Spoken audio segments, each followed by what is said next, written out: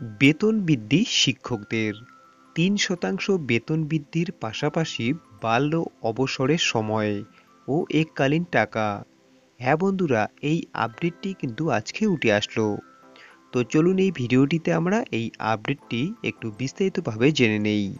এবার শিক্ষকদের একাংশের জন্য ভালো খবর এলো। মাদ্রাসার এসএসকে ও এমএসকে শিক্ষকদের জন্য নয়া নির্দেশিকা জারি হলো। বাড়ল চাকরির বয়স ও বেতন। অবসরে পাবেন ৫ লক্ষ টাকা। সংখ্যালঘু বিষয়ক ও মাদ্রাসা শিক্ষা দপ্তরের আওতায় থাকা শিশু শিক্ষা কেন্দ্র এবং মাধ্যমিক শিক্ষা কেন্দ্র এর শিক্ষকদের ৩% বেতন বৃদ্ধি পেল। বৃহস্পতিবার নবান্নের নির্দেশিকায় স্বস্তি মিলল সংশ্লিষ্ট শিক্ষক শিক্ষিকাদের। নির্দেশিকা জারির পর সন্তোষ প্রকাশ করে মুখ্যমন্ত্রীকে ধন্যবাদ জানিয়েছেন অনেকেই। এবার থেকে সংখ্যালঘু বিষয়ক ও মাদ্রাসা শিক্ষা দপ্তরের আওতায় থাকা এসএসকে এবং জনসহায়ক ও সহায়িকা শিক্ষক বেতন পাবেন ১১,৫৯৩ টাকা। একজন মুখ্য সহায়ক বা মুখ্য সহায়িকা শিক্ষক বা শিক্ষিকা বেতন পাবেন ১১,৯৮৭ টাকা।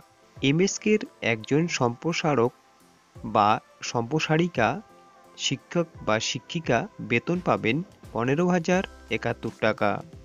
মুখ্য সম্প্রসারক বা সম্প্রসারিকা প্রধান শিক্ষিকা বা শিক্ষক বেতন পাবেন ১৬,২৩১ টাকা। বৃহস্পতিবার নবান্ন থেকে বিজ্ঞপ্তি জারি করে একথা জানিয়েছে। ওই বিজ্ঞপ্তি অনুযায়ী শিশু শিক্ষা কেন্দ্র এসএসকে এবং মাধ্যমিক শিক্ষা কেন্দ্র এমএসকে এর শিক্ষকরা ৬৫ বছর পর্যন্ত শিক্ষকতা করতে পারবেন। পাশাপাশি অবসরের সময় এককালীন ৫ লক্ষ টাকার সুবিধা পাবেন। এই নির্দেশিকা ১ এপ্রিল থেকে কার্যকর করা হবে।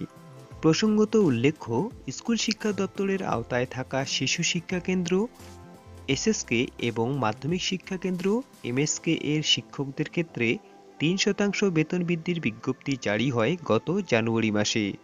পাশাপাশি অন্য দুই পরিষেবা ৬৫ বছর বয়স পর্যন্ত চাকরি এবং অবসরের সময় এককালীন ৫ লক্ষ টাকার সুবিধা চালু হয়েছে বছরখানেক আগে থেকেই। তবে সরকারিভাবে একই সাথে স্কুল শিক্ষা দপ্তর এবং সংখ্যালঘু বিষয়ক ও মাদ্রাসা শিক্ষা দপ্তরের বিজ্ঞপ্তি কেন জারি হলো না তা নিয়ে প্রশ্ন ওঠে। তো বন্ধুগণ, দেখতেই পারলেন আজকের এই আপডেটটি। তো আজকের আপডেটটি এই পর্যন্তই। আপডেটটি ভালো লাগলে অবশ্যই একটি লাইক করবেন।